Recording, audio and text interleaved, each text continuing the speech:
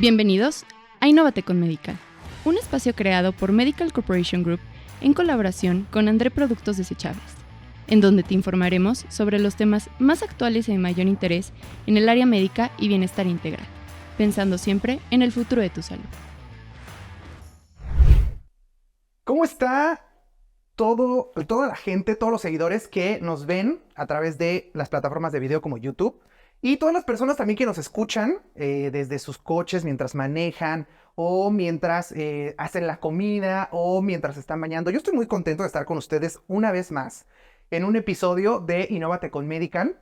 Estoy muy contento porque el tema de que vamos a abordar el día de hoy está sumamente interesante porque tiene que ver con la genética. Pero antes de que pasemos ya a todo esto, primero quiero presentarles a las personas que nos acompañan el día de hoy. Por supuesto, primero al doctor Marco Santana, que ha estado en toda esta temporada con nosotros. Doctor, ¿cómo estás? Muy bien, muchas gracias otra vez por estar aquí. Feliz porque los temas son súper picantes, son buenos, hablan de cosas de la actualidad, de cosas que están pasando en las redes. Y para mí, en personal, creo que ese tema de la genética es uno de los temas más importantes que la gente habla mucho, pero no lo entiende en profundidad, ¿no? Definitivamente es uno de los temas que más tenemos que abordar a profundidad porque hablamos mucho de él de manera muy repetida, lo repetimos mucho, hablamos de la genética mucho, pero para abordar el tema con mayor precisión, tenemos aquí a la especialista que nos va a sacar de todas nuestras dudas. Quiero presentarles a la doctora Emilia Arteaga. Ella es especialista en genética médica y perinatal. Doctora, ¿cómo estás?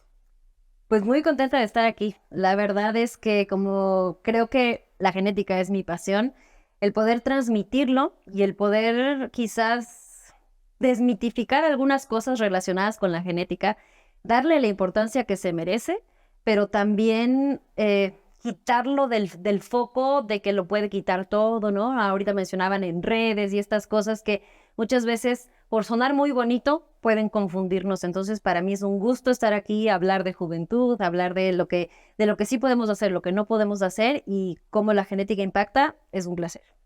Pues muchas gracias por estar aquí, doctora. Yo creo que podemos empezar con la parte básica de todo el tema celular o de la longevidad celular. Por eso me gustaría saber qué es o cómo podemos entender la longevidad celular y cómo se relaciona con el proceso de envejecimiento. Súper importante y creo que definirlo no como tal. Cuando tú hablas de envejecimiento, hablas cuando una célula, que es este organelo, bueno, este sistema que va a estar encargado de algunas funciones dependiendo de dónde se encuentra, este sistema pierde su capacidad.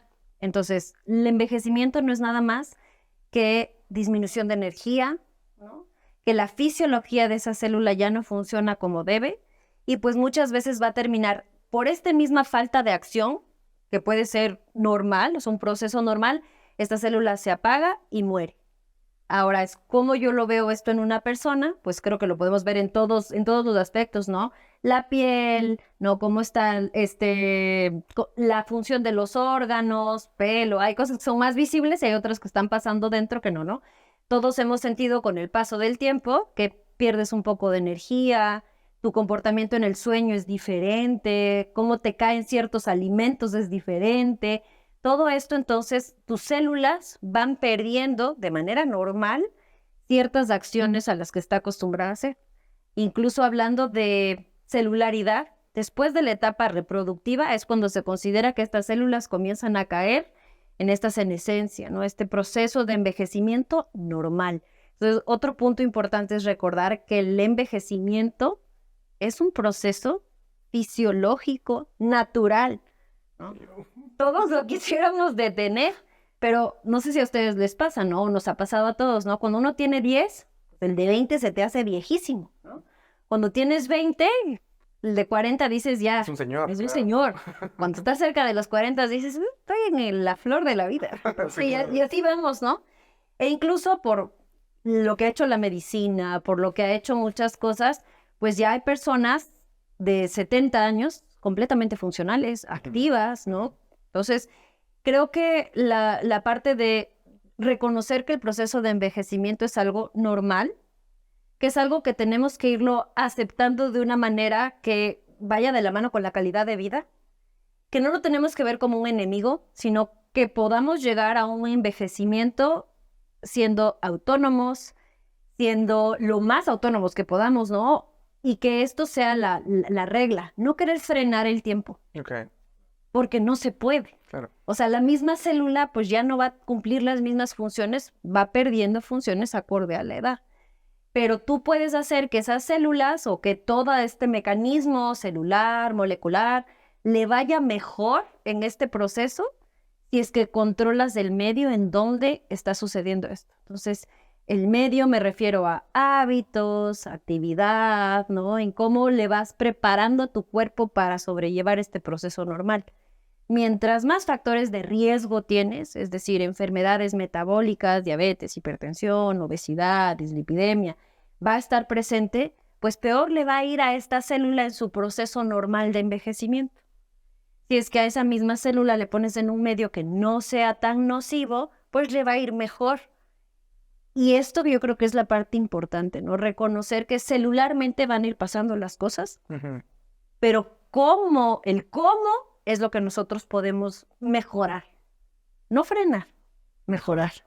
Para llegar con calidad. Creo que es Calidad. importante, ¿no? Hoy tenemos muchos recursos que no solo los factores ambientales, todo lo que hacemos, pero incluso en la evolución de medicamentos, el tema del ejercicio, por supuesto que hemos hablado de alimentación, pero hoy tenemos muchos armamentos que creo que mejoran, ¿no? Como que la longevidad celular o el tiempo de vida celular. Y yo creo que es importante también que expliquemos, todo explicar, la gente dice, oye, ¿cuánto tiempo desde que nazco mis células van muriendo? Yo creo que tenemos muerte celular diaria, ¿no? Diaria.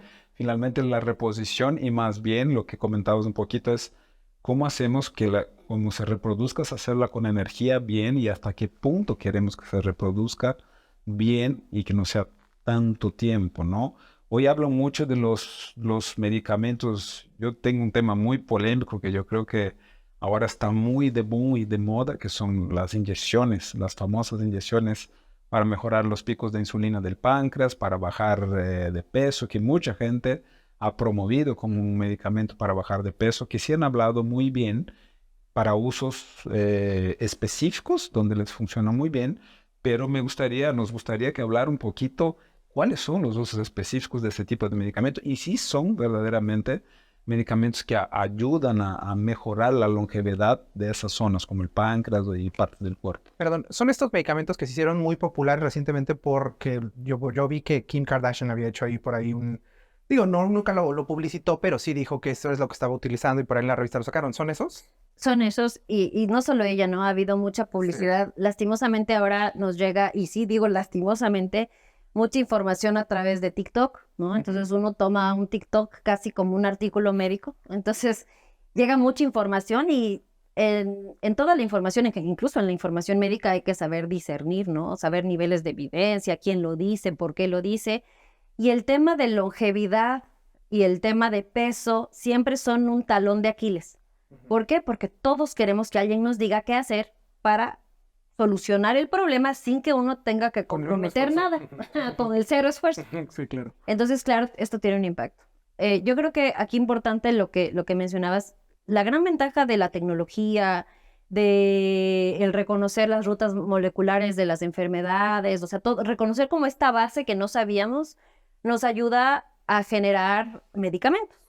Cuando tú reconoces qué es lo que está funcionando mal, es más probable que encuentres o que se haga investigación con un fármaco que, esto no funciona, pues se lo doy por fuera, ¿no? Entonces se soluciona. Hablando específicamente de estos fármacos, hay dos fármacos importantes o dos líneas de fármacos importantes que han venido un poco a revolucionar el manejo de la enfermedad metabólica. Y dentro de estas me estoy refiriendo a obesidad, diabetes, que son las como dos principales, pero no se quedan atrás, hipertensión y los lípidos. Entonces, tomando en cuenta esto que mencionas, tú tienes un metabolismo alterado cuando hay estas enfermedades.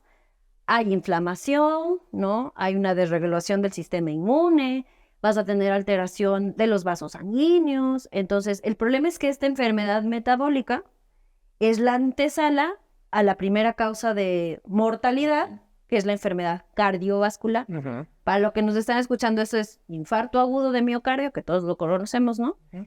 La enfermedad cerebrovascular y también la enfermedad arterial periférica. Digamos, esa es la verdadera causa de muerte. Uh-huh. pero está fundada en estas enfermedades metabólicas. Entonces, cuando se descubren fármacos que tienen un impacto en la salud, o sea, en mejorar la salud, por lo general van a ser estudiados en esta población con enfermedad. Entonces yo busco un fármaco y lo mejora. Ahora, muchas veces ocurre que, yo estoy estudiando estos fármacos para pacientes con diabetes.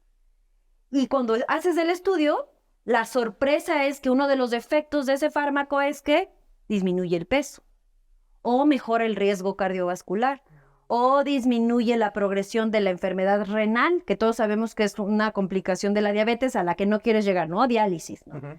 Entonces, de estos dos grupos de fármacos, unos van a ser los que se conocen como ISGLT2, que son los que terminan en flocina, Ujú. y otros son estos que se llaman análogos de GLP-1, que son los que comienzan estas inyecciones, ¿no?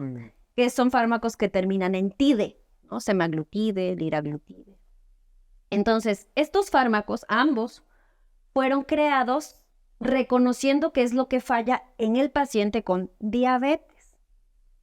Entonces, estos fármacos, ambos, y ahorita hablando específicamente de estos inyectables, son fármacos que imitan a un proceso normal de que mejora el control de la glucosa, pero tienen un impacto en más cosas y entonces generan pérdida de peso, protección cardiovascular.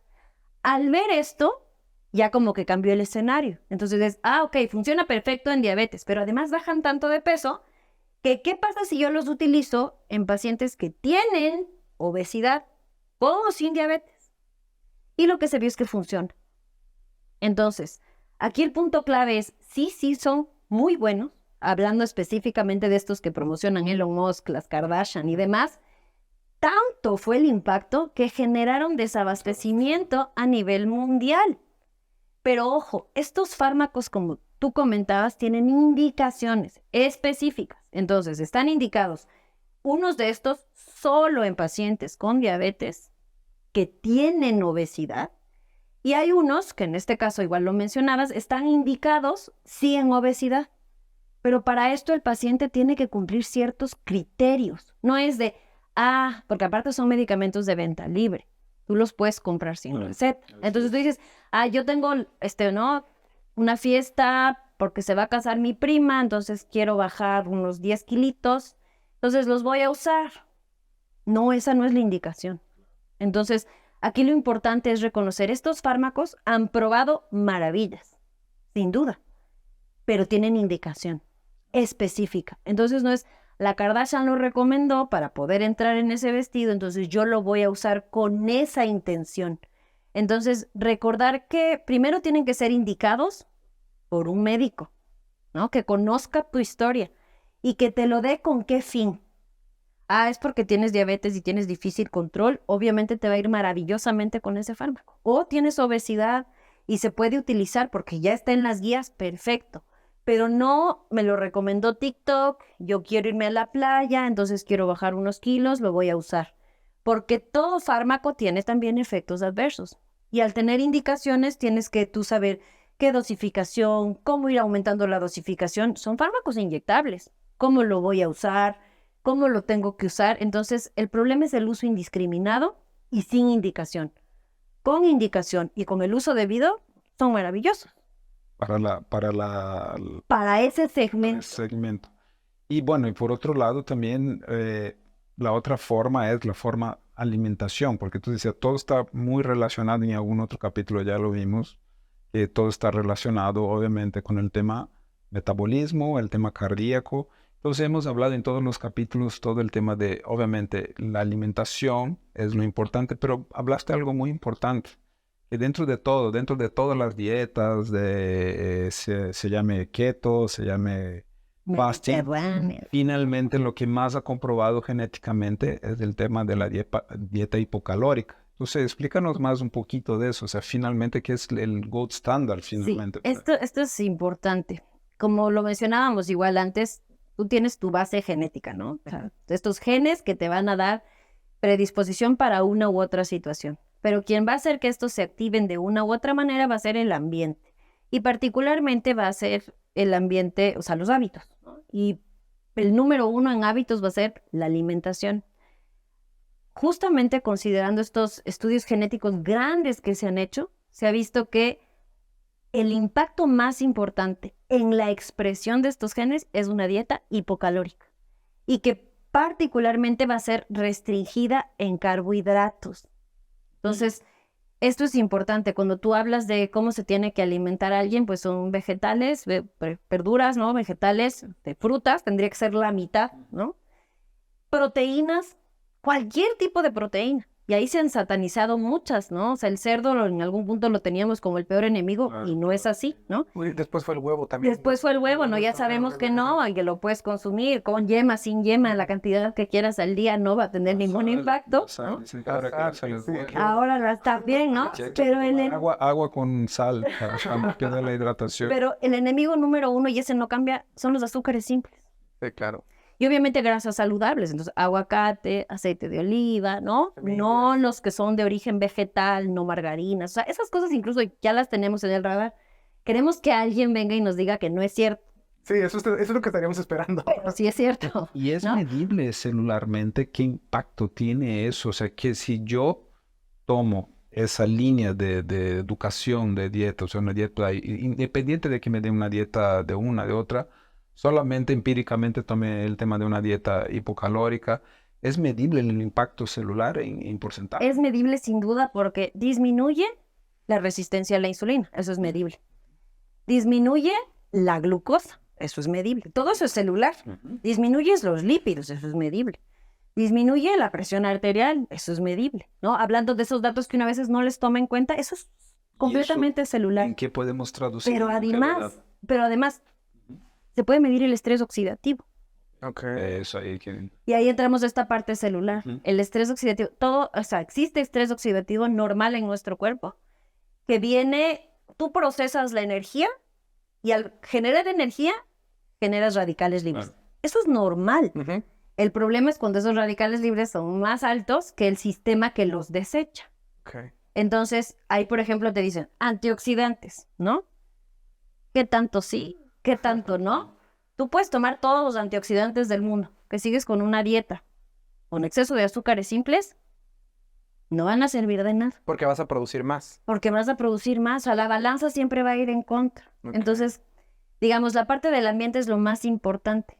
Hablando de estrés oxidativo, hablando de inflamación, cuando existe una enfermedad inflamatoria, como lo es la obesidad, como lo es la diabetes, hay mayor cantidad de interleucinas. ¿Qué son las interleucinas? Moléculas proinflamatorias. Entonces, eso es medible, celularmente hablando. Entonces, si es que tú tienes una modificación de este medio, ¿no? Y modificas como tal el consumo de azúcares, mejoras la resistencia a la acción de la insulina, tienes mejores niveles de colesterol, de triglicéridos, ¿no? Todo esto se mide en mayor longevidad. La célula vive mejor, tiene menos estrés oxidativo, su ciclo celular no se va a ver alterado, o sea, no va en algún momento a romperse y a ya no seguir. Y además, el medio va a permitir que esa célula, aunque por el mismo paso del tiempo envejezca mejor. Claro. Y ahí yo creo que vi una contraposición la otra vez, que por un lado la gente quiere usar las inyecciones indiscriminadamente para bajar de peso. Por otro lado, he tratado mucho con cardiólogos y pienso en mi caso, porque yo sí los tomo por indicación del cardiólogo, obviamente medicamentos para prevenir la hipertensión, porque si no tienes hipertensión, pero tienes una tendencia y eso sí nos puede representar en cardioprotección, si lo hacemos. O no tienes dislipidemia, pero finalmente ahí también podemos trabajar. Y por ese lado, normalmente la gente cuando le dices que tienes que tomar un medicamento para hipertensión y No dice, te- no, yo no la tengo. Porque no la tengo. ¿Por qué me estás dando? Un medicamento es malo. Entonces, ¿qué opinas de ese lado? Que es obviamente la otra página de lo que la gente cuando es de un interés público de imagen y que se vea que es el tema del peso, sí, vamos, es ya, ¿no? Y por otro lado, sí, hay medicamentos que son comprobados que aumentan la longevidad celular y la longevidad humana, pero que si el público dice, no, yo no soy hipertenso, no lo quiero tomar. ¿Qué opinas de eso a nivel celular? Esto es complejo porque lastimosamente no tenemos un concepto claro de salud y enfermedad, partiendo de ahí. No nos gusta invertir en la salud, O sea, nos parece muy caro un fármaco que puede mejorar tu vida si es que tienes una enfermedad.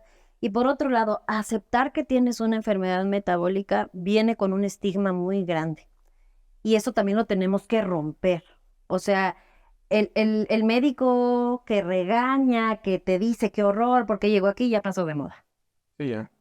Entonces, tú lo que tienes que tener es lo que se conoce como conciencia de enfermedad. Es decir, yo tengo que responsabilizarme también, ¿no? De por qué esta enfermedad detonó, salió, y qué puedo hacer para mejorarla. Cuando tú no tienes la enfermedad y te dan una receta mágica, ahí sí la quieres, porque no viene ningún juicio de por medio. Cuando hay una enfermedad, tú te sientes juzgado y entonces al ver eso, lo rechazas. Dices, no, si yo no lo tengo, si yo me siento bien. Y la enfermedad metabólica, si algo tiene de malvada, es que todas son silenciosas. Ni la diabetes duele, ni la dislipidemia duele, que son los lípidos alterados, ni la hipertensión duele. Y cuando manifiestan algo es que ya hay algún daño importante o ya hay una complicación.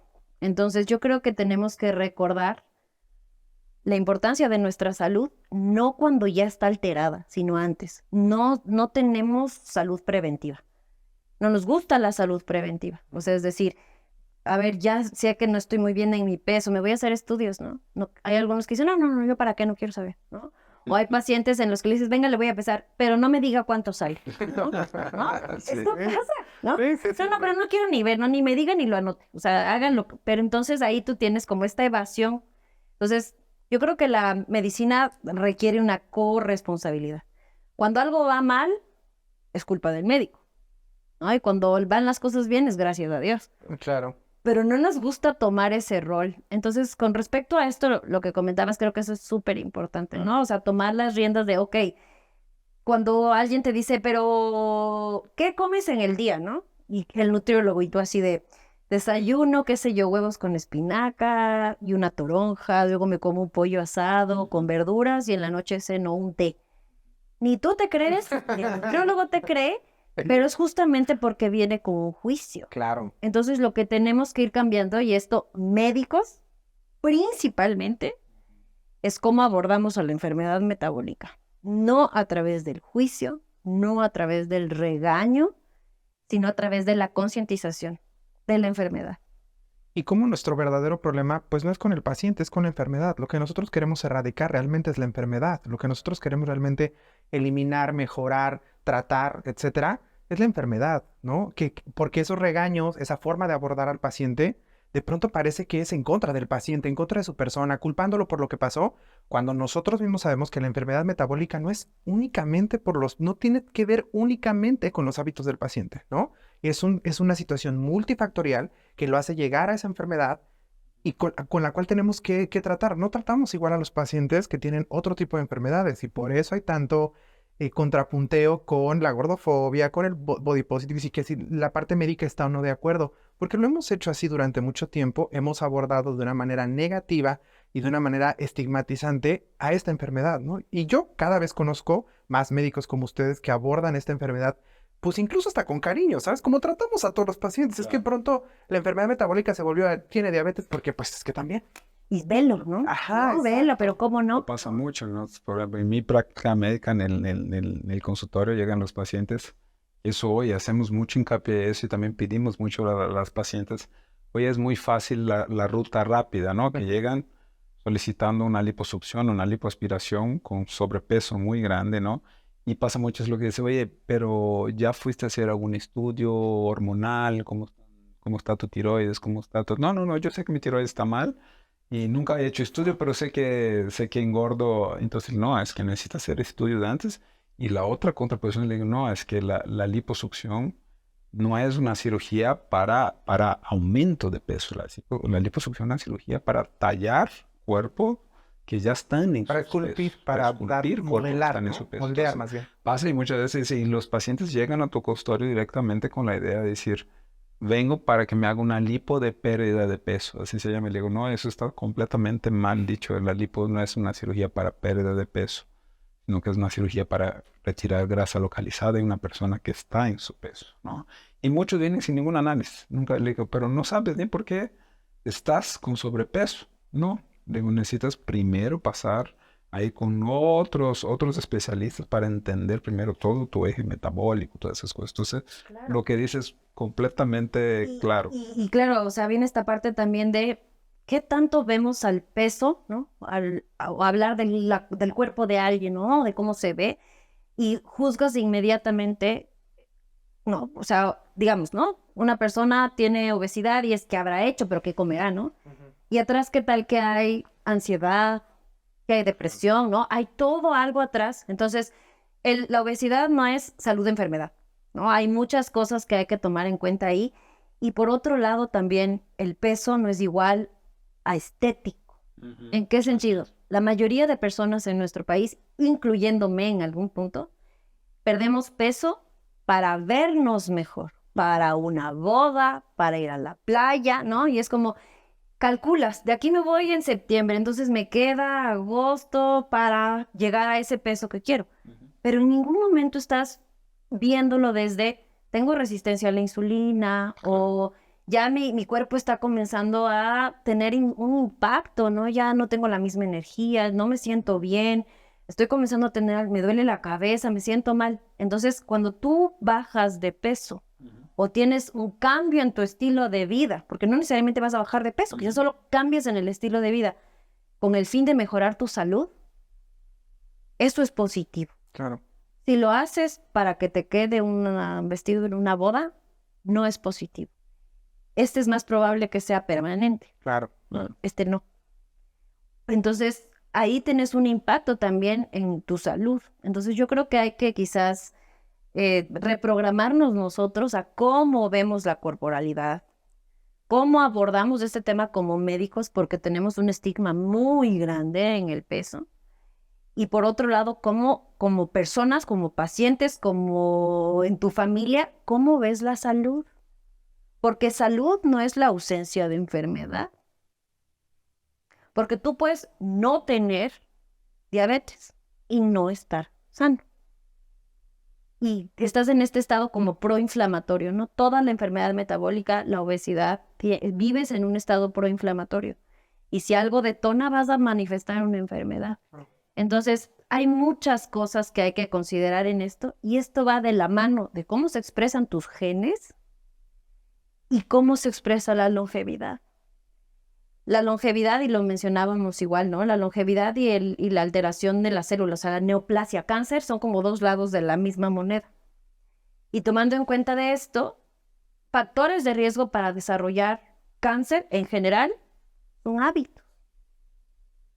La obesidad, la dislipidemia, que es alteración en los lípidos en la sangre, la diabetes, todos estos son factores de riesgo para desarrollar cáncer, pero no los vemos así. Y lo mismo, si tú cuidas de estos factores, pues es más probable que esas células vivan en un ambiente mejor y haya mayor longevidad. Entonces, a eso, o sea, es importante como tomar en cuenta estos dos escenarios. Ahora, prolongar la vida, ¿no? La quiero prolongar a toda costa. ¿Cómo? Si estamos buscando la receta del elixir, que la queremos incluyéndome, no existe. Para que haya longevidad, tienes que tener un adecuado medio celular. ¿Y dónde viven estas células? En tu cuerpo. ¿Cómo tratas tu cuerpo? Pues ahí está la respuesta. Ahora, hablamos también, ¿no? Y en el otro episodio hablamos de que también es una pregunta importante. ¿Qué tanto queremos que viva nuestras células, no? Me contaste un poquito, ¿no?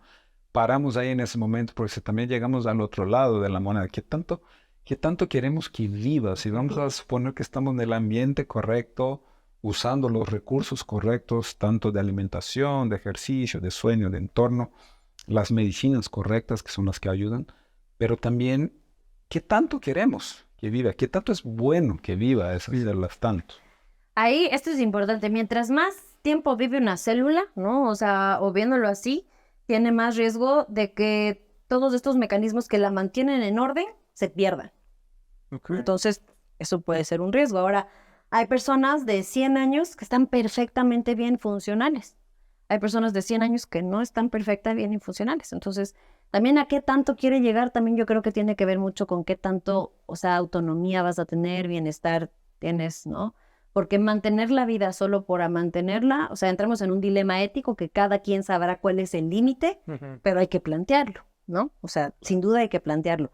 Ahora, hablando de la genética, hay un artículo muy interesante que nos dice, tu genética determina tu longevidad, o sea, así el fuerte de la genética determina tu longevidad después de los 80 años. Wow. O sea, antes de los 80 años, lo que determina tu longevidad son tus hábitos. O sea, estamos tenemos fritos. esperanza. Sí, o sea, ahorita todavía no puedo culpar Sí. tanto a mi genética No. por eso. Si llegamos a los 80, tenemos esperanza de ver si funciona o no. La genética. Tanto que se dice, después de los 80, y particularmente en las personas centenarias, las que llegan a los 100, la genética ya puede adquirir un impacto hasta del 30 y 40%, pero pasando los 80. Y particularmente se ve que la genética en la longevidad se asocia más con el sexo masculino. ¿Cómo hicieron estos estudios? Es un estudio bien interesante. Tenías personas longevas, ¿no? Hermanos, y sus esposos. Entonces valorabas, ¿no? Hombres con sus cuñados hombres, Ok. que compartían el mismo medio. Entonces, no tenían la misma genética, pero compartían el medio. Ajá. Y ahí se veía que había un impacto en la genética. Es decir, los que eran hermanos vivían más, aunque compartan el mismo medio que los cuñados. Y lo hicieron la contraparte con mujeres y sus cuñadas. Ahí era casi igual. O sea, el medio era el que más mandaba, porque tanto mujer, o sea, hermanas y sus cuñadas vivían casi lo mismo por el hecho de compartir el medio. Pero en los hombres la genética ahí sí aumentaba más. Pero esto después de los 80. Pues Y yo espero llegar particularmente primero. en los centenarios. Entonces, pues, ¿no? Ahí tenemos algo que resaltar. Sí, la genética es importante, pero miren la importancia de los hábitos. O sea, la genética es tu base, pero cómo se manifiesta es otra cosa. Eso es muy importante, yo creo que aunque lo tratamos en el episodio anterior, es muy importante repetirlo, porque a veces nos escuchan en un episodio que les impacta, les llama la atención, pero en otro episodio nos platicabas justo de la diferencia entre lo que la genética determina versus lo que la genética manifiesta, de cómo se manifiesta. ¿Viste cómo ya lo aprendí, lo aprendí? ¿No lo puedes explicar de manera muy breve también para que quede en este episodio? Lo podemos poner como en un ejemplo, ¿no? Tú tienes una tierra que vas a sembrar algo, ¿no? Entonces tú tienes la misma tierra y las mismas semillas. Esa sería tu genética. Ahora, ¿cómo vas a labrar esa tierra? ¿Qué tanto le vas a poner agua? ¿No? Digamos que eres súper bueno para labrar esa tierra, ¿no? Estás súper cuidada, adecuada, agua, sin pesticidas. Haces la siembra en el momento perfecto del año, haces la recolección en el momento perfecto. Ahí está. Tu genética era tu base. Cómo tú la labraste es el ambiente, vas a tener un resultado. Pero digamos que tienes la misma base, las mismas semillas, pero se te olvidó regarla, utilizaste pesticidas, no utilizaste fertilizante y dices, qué raro, esta cosecha me salió malísima. ¿De cuál fue el problema? ¿De esa base y las semillas, que sería tu genética, o del ambiente? Pues de la- Del ambiente. Lo mismo pasa en la genética. Tú puedes tener predisposición para tener ciertas enfermedades. Y la predisposición es, tengo más riesgo que alguien que no tiene estas variantes. Los genes tenemos todos los mismos, pero pueden haber como versiones de esos genes. Entonces tú tienes la versión A y la B. La B te da riesgo, la A no te da riesgo. Y yo tengo la B, pero labro bien esa tierra, aún teniendo esa variante de riesgo, y está perfectamente. Entonces, no fumo, no tengo consumo de alcohol, no tengo toda esta parte de buenos hábitos, no se va a manifestar la enfermedad. Por el contrario, obesidad, fuma, toma alcohol, malos hábitos, pues voy a desarrollar la enfermedad. Entonces, la genética es la base, Justo en pero cómo relación- se expresa, eso es otra cosa. Justo en relación a esto, a mí me queda la duda de qué tanto, o sea, entiendo el tema ambiental con esto que nos explicas, ¿no? Es decir, es también importante todos los hábitos que nosotros tenemos para predisponernos, son más bien para tener o no una enfermedad a la que estamos predispuestos genéticamente. Supongamos que yo hago ese cambio en el ambiente, no fumo, no bebo, etcétera, etcétera, y entonces ya no me da la enfermedad que tenía mi familia, ¿no? Y la que han cargado por años, diabetes, ¿no? Yo hago estos cambios en mi vida, este cambio de hábitos para no tenerla. Esto afecta a mis hijos, es decir, les da pues hay una ayudadita, un empujoncito para que ellos también cambien su predisposición. Esa es una excelente pregunta. Y vuelvo al tema de epigenética. Epi, ¿qué significa? Arriba, ¿no? Ok. Arriba de la genética. Entonces, los genes se heredan así. Tú los tienes, los puedes heredar. La epigenética, en algún momento se pensaba que no se podía heredar. Ahora se sabe que sí. Entonces, digamos que tú cambiaste la expresión de estos genes. Entonces, hiciste que ciertos de estos genes ya no se expresen, sino pero estén silenciados. Esos cambios sí los puedes heredar. Qué padre. Entonces, sí puedes tener un impacto en las generaciones futuras. Pero el punto es que obviamente eso tiene que realmente ser un cambio. O puede ser como tú decías, ok, hago esos cambios, no me da la enfermedad. Pero puede ser que hagas esos cambios y te dé, pero no a los 40, sino a los 70. Cambia obviamente el escenario. Claro. Con esos cambios, estos cambios epigenéticos sí pueden ser heredables. Entonces no es solo tengo un impacto en mí, sí puedo tener un impacto en otras generaciones. Claro, eso es súper importante. Yo creo que una vez el cardiólogo, la primera vez que fui, mi familia es toda de cardíacos. Mi abuelo falleció del corazón, mi papá también. Y obviamente, pues yo siempre tuve hipertensión. Y alguna vez el cardiólogo, yo creo que fue la única forma que me hizo y me incluye lo que siempre, que nosotros no queremos tomar los medicamentos, ¿no? Y me dijo el cardiólogo, tú eres el único que puedes cambiar la genética de tu familia. Tú decides qué quieres que tu siguiente generación sea, si sea también cardíacos como tú. Entonces tú solamente puedes decidir cómo quieres llevar eso para abajo. Entonces eso fue lo que más me impactó en ese momento. No, pues hay que cuidar bien el corazón para que mi hijo no tenga ese problema y que el hijo de su hijo no. Así va. Y además porque tú vas a generar algo también psicológicamente. O sea, tú ya sabes que tomar ese medicamento no es algo malo. Y entonces, si tu hijo creció con eso, si en algún punto le toca tomar, ya no lo ve como, ay, me están dando un medicamento, ¿para qué? No lo quiero. O que tú asocies medicamento a enfermedad. No, muchas veces medicamento puede ser prevención y calidad de vida. Muy bien. Y es que no sé si se les ha pasado o han escuchado más bien que hay varios que están hablando como de romper, no, sobre todo las generaciones nuevas, de romper con esto de las enfermedades mentales que venimos cargando desde hace mucho y vamos a ser la generación que comienza a ir al psicólogo, comienza a ir al psiquiatra para dar una mejor calidad de vida a nuestros hijos porque vamos a tener pues un balance emocional y psicológico, etcétera, con esa intención de cambiar lo que nosotros venimos arrastrando de nuestros papás que tal vez no creían en la psicología o no la tenían a la mano, etcétera, etcétera, ¿no? Esta es otra gran alternativa para cambiar el futuro, porque también hay otra cosa que nos cuestionamos mucho, que se cuestionan, yo haciéndome el chavito, todas las generaciones nuevas se cuestionan esta onda de qué mundo le vamos a dejar a nuestros hijos, ¿no? Siempre es una gran, de la generación millennial sobre todo, que está reduciendo los hijos, no lo hacemos porque qué calidad de vida le vamos a dejar a nuestros hijos, ¿no? Con tantas enfermedades, con tantas cosas que hay en el mundo. Oye, aquí hay una esperanza, ¿eh? Porque así como podemos borrar este historial que tenemos en el tema mental, tú puedes hacer un cambio para que las siguientes generaciones no carguen con esto que tal vez tu familia cargaba. Es cuestión de, pues vamos a cambiar nuestros hábitos e irlo haciendo, pasándolo de generación en generación. Tal vez no sea de manera inmediata, pero podemos irlo. Sí, esto es importante porque no solo se heredan los genes, se heredan los hábitos. O sea, tú no puedes pedirle a una persona y juzgarle porque toma refresco cuando le pusieron refresco en el biberón. A la mamila, sí, claro. Porque eso pasa, ¿no?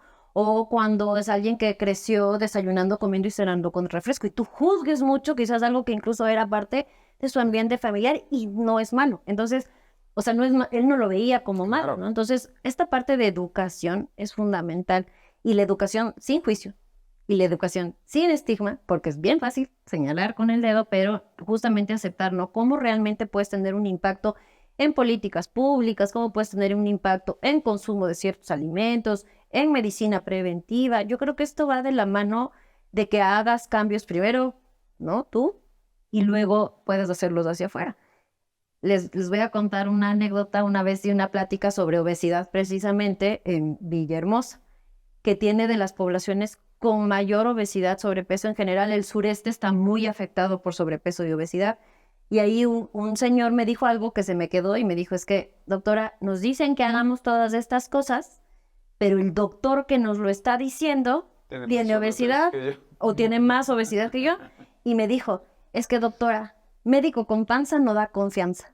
Ay, no. Y claro que dices, Bueno, sí. pues sí, o sea, ¿no? Entonces, pues muchas veces empezar a hacer los cambios en nosotros no es fácil, Claro. ¿no? Y hacer conciencia de que no lo haces solo por verte mejor, porque la estética nos la han metido por todos lados, ¿no? Sino por estar más sano. Entonces, ok, yo tengo 30, tengo 40, quiero estar más sana porque quiero vivir mejor mis 50, 60 y 70. Claro. No porque cuando vea mis fotos de los 30 diga, ay, se me veía bien padre ese vestido. Entonces, creo que hay muchas cosas que tenemos que cambiar en conciencia y recordar que en todo lo metabólico, la genética es una base.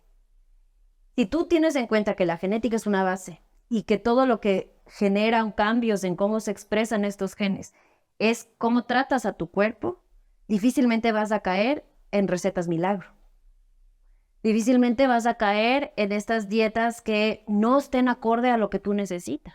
Hay muchos, y no los quisiera llamar dietas, sino planes de alimentación, ¿no? Porque, pues, dieta suena, primero ya te viene en la cabeza restricción, Claro. y voy a sentarme a tomar lechuga, ¿no? Y lechuga y agua y no lo quiero.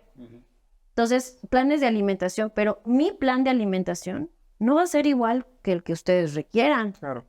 Ni por mi tipo de vida, ni por mis antecedentes, ni si tengo enfermedad o no tengo enfermedad. Entonces, yo creo que hay muchas opciones, pero tienen que ser guiadas por un profesional de la salud. Alguien que haya estudiado nutrición, ¿no? Un médico nutriólogo o un nutricionista. Que yo siempre digo, no es lo mismo que un coach de TikTok. Así es. Claro. No es, ni hay una receta para todos. Entonces, si tú tienes el conocimiento de tu cuerpo, todos sabemos que los azúcares simples le hacen daño al cuerpo. O sea, yo creo que nadie dice comerse un gansito al día es maravilloso. Todos sabemos que no. Claro. Entonces, ahí el punto es reconocer esto y realmente incorporarlo en la vida. Yo creo que se nos hace difíciles a todos, hablando personalmente, ¿no? Pero ahora hay otro tema que me da mucha inquietud y vamos a hablar en algún capítulo sobre eso, que es el aumento de las enfermedades degenerativas del cerebro, todo eso, el impacto que ha provocado. Ahora mi pregunta para ti es, genéticamente se puede medir y ver lo que ha pasado. Mucha gente nos ha dicho que el tema de la tecnología, el celular y todo eso, el tema de no usar la memoria como usábamos antes. Antes yo sabía 50 números de teléfono y no sé ni 2, ¿no? Sabía el nombre de cada calle donde iba, sabía decir a la derecha en tal lado, y hoy no lo sabes, lo pones que es. Hay forma y nos dicen que sí, verdaderamente la tecnología por un lado es buena y es un factor que se altera el ambiente.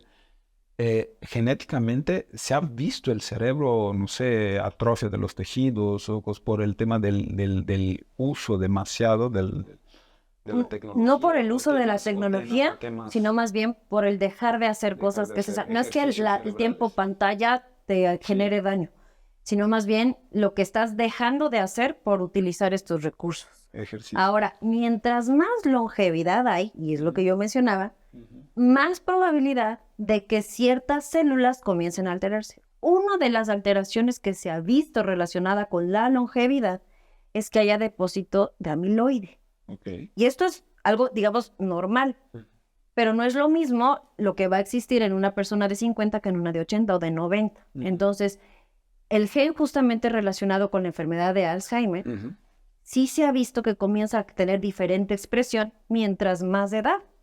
Y entonces la probabilidad de que tú tengas una alteración mental, ¿no? Algún tipo de demencia, que no me gusta llamarlo así, pero Alzheimer o algún otro tipo de alteración va a estar relacionado con el tiempo. Y esto han habido estudios muy interesantes que incluso han sido basados en la población con síndrome de Down. Este gen se encuentra en el cromosoma 21, que sabemos que está triplicado en las personas que tienen síndrome de Down, y la población de adultos con síndrome de Down tiene un riesgo muy incrementado de tener Alzheimer. Entonces, se ha visto que, claro, como ellos lo presentan, la pregunta era, ¿por qué ellos lo tienen? Se descubre el gen, sabemos dónde está, y ahora podemos hacer como estos, es como extrapolarlo hacia qué pasa con los adultos más grandes. Entonces, hay más riesgo de tener alteración neuronal o hay más riesgo de tener enfermedades neurodegenerativas mientras más edad tengas. ¿Por qué? Por el mismo proceso de envejecimiento de las células. Okay.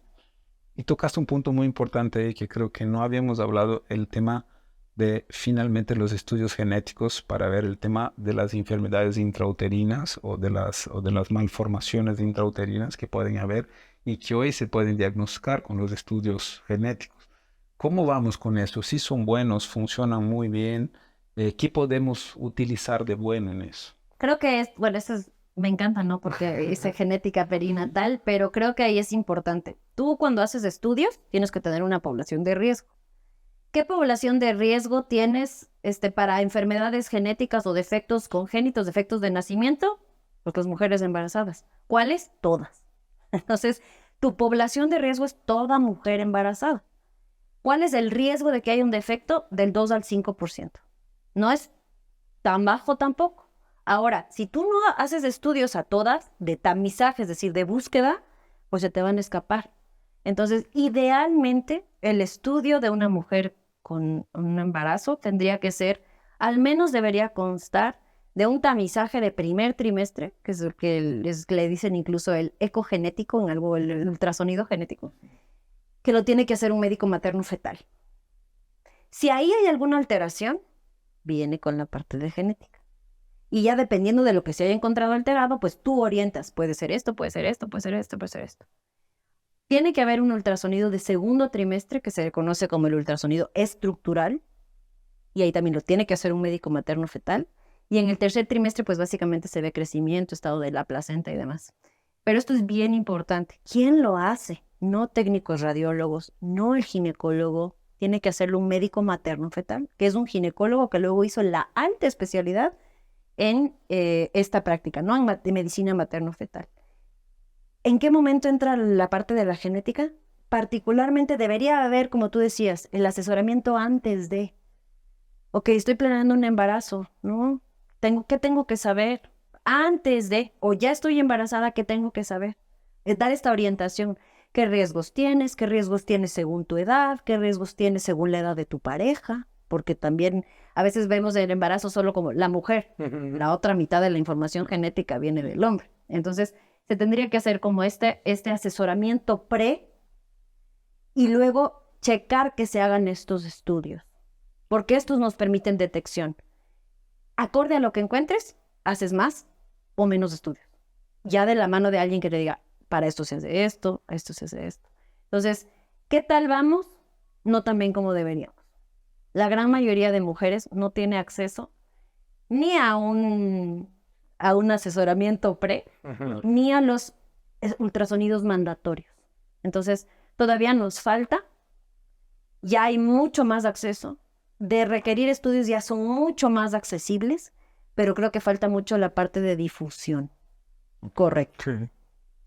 Es un tema súper interesante. Podríamos hacer un capítulo. Y yo creo que sí, doctora. Yo dejo abierta la puerta de una invitación a un episodio especial de todo el tema de genética perinatal, porque me parece muy interesante. Creo que es algo en lo que los pacientes tienen mucha duda, de qué enfermedades son las que sí, qué enfermedades son las que no, qué se puede hacer, cuáles son las alternativas, etcétera. Creo que es un súper tema y creo que sí podríamos hacer un episodio especial de eso. Así es que pronto nos vemos por acá. ¿Qué les parece si para cerrar le das un mensaje al público que tenga que ver justo con esto que estábamos platicando de la genética y la longevidad celular y cómo podemos hacer para no llegar a estas enfermedades?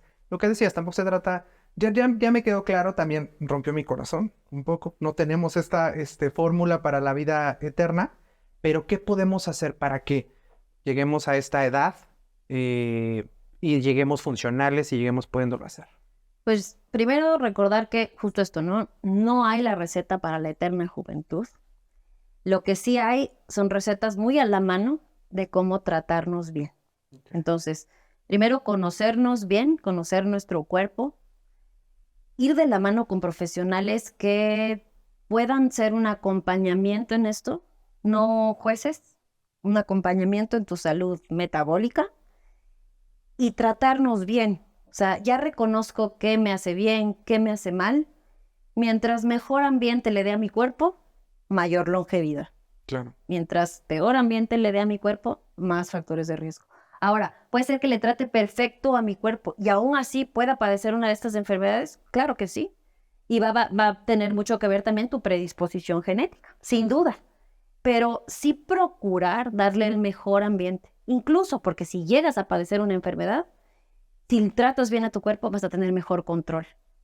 Y entonces no ver a las enfermedades metabólicas, ok, ya la tengo, ¿cómo mejoro mi salud cardiovascular? ¿Cómo mejoro mi salud renal? ¿Qué fármacos son los correctos? Y valorar tu salud, ¿no?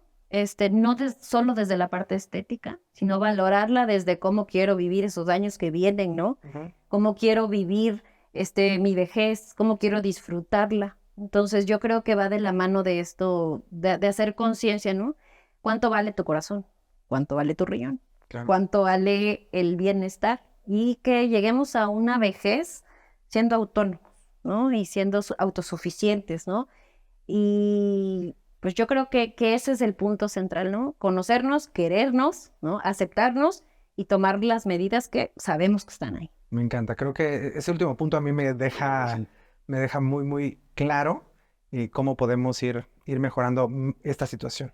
Doctor, ¿algo más que quieras agregar? ¿No? Lo que dijimos desde el inicio, no usar lo que está de moda en las redes sociales, más bien ver lo que sí de todo eso funciona y es adyuvante para esa longevidad junto con un profesional, que es lo más importante, ¿no? Perfecto. Doctora, pues le agradecemos muchísimo que haya estado aquí, que haya aceptado la invitación para hablar de este tema tan interesante que estoy seguro que a todos nuestros escuchas les va a servir para que podamos mejorar nuestra salud y podamos llegar a la longevidad, pero con condiciones que nos hagan sentir independientes y que nos dejen seguir disfrutando la vida. Doctora, Muchísimas si gracias. tuviéramos alguna duda, si quisiéramos acercarnos a sacar una cita con usted, si hay por ahí alguna mamá que esté interesada en el tema de genética perinatal, ¿en dónde la podemos encontrar? Correcto, yo tengo mi consulta, con el consultorio se llama Ginemedic, igual ahí lo pueden ver, seguramente se los van a poner. Seguramente que sí aquí.